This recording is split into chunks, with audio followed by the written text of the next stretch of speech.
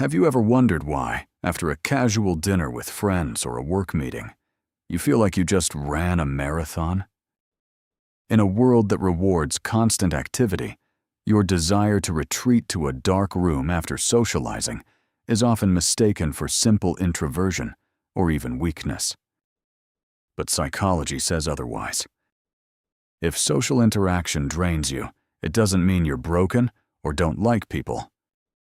In fact, your brain works differently, processing the world on a deeper level. Research shows that there are 6 rare psychological reasons why your social battery drains faster than others. Let's explore what's really going on inside you. First, you have extremely high social sensitivity. Psychology calls this a state in which your nervous system reacts to external stimuli more acutely than most people's. While extroverts derive energy from noise and crowds, for you, every conversation comes with a cost. Your brain doesn't just listen to words. It simultaneously reads micro-expressions, detects changes in tone of voice, and analyzes hidden subtexts on several levels. Such deep processing of information requires a colossal amount of neuroenergy. As a result, after communication, you require complete isolation and silence to restore balance and restore the system. Second, you cannot tolerate falsehood and superficial communication. One of the main causes of exhaustion is so-called mask fatigue. If you have few friends, you likely physically cannot stand to be around pretense or gossip for long. Research shows that as self-awareness increases, our tolerance for insincere behavior plummets.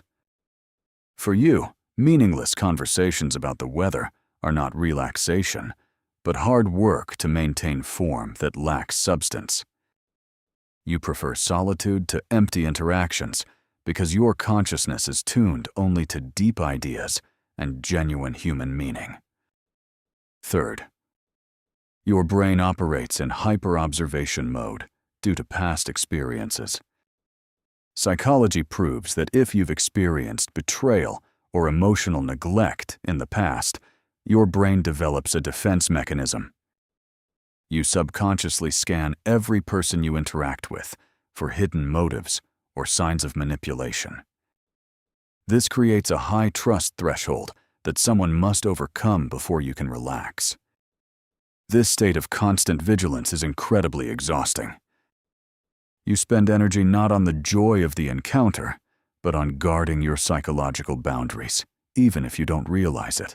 Fourth, you have low social dependence and a high level of autonomy.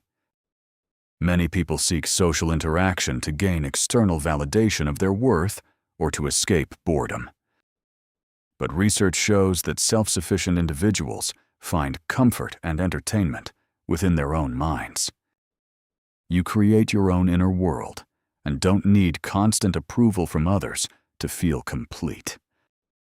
Because of this, any need to conform to other people's social expectations feels like an invasion of personal space and a loss of control over your resources. Fifth, you use empathy as your primary means of connection. For you, communication isn't just an exchange of facts, but an emotional experience. You're not just present in the room, you absorb the mood of those around you. Cognitive psychologists call this deep encoding, where information penetrates memory and feelings much more deeply than with superficial contact.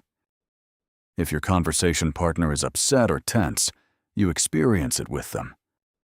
This emotional involvement makes you a valuable friend, but it also burns your inner energy to the ground.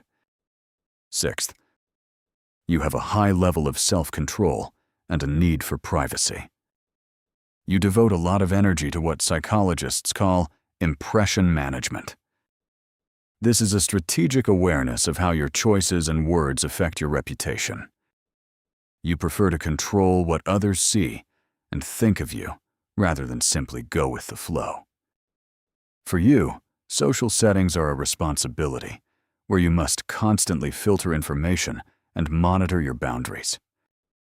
This process of self-monitoring requires tremendous cognitive effort, leaving you emotionally drained after the interaction ends. If you recognize yourself in these points, remember that your rapid fatigue is not a defect, but a sign of a complex and rich inner world. Sometimes the strongest minds need time alone to maintain their intuition and clarity of thought. You don't have to be available to everyone 24/7. If you enjoy exploring the psychology of your behavior in a way you never learned in school, subscribe to the channel now. Our next video may reveal traits in you never even knew existed. I wish you to save your energy and find time for yourself. If my thoughts resonate with you, please join the channel. I'm preparing a lot more in-depth content.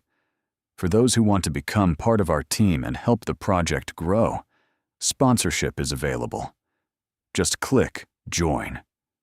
This is a huge motivation and a real help for me.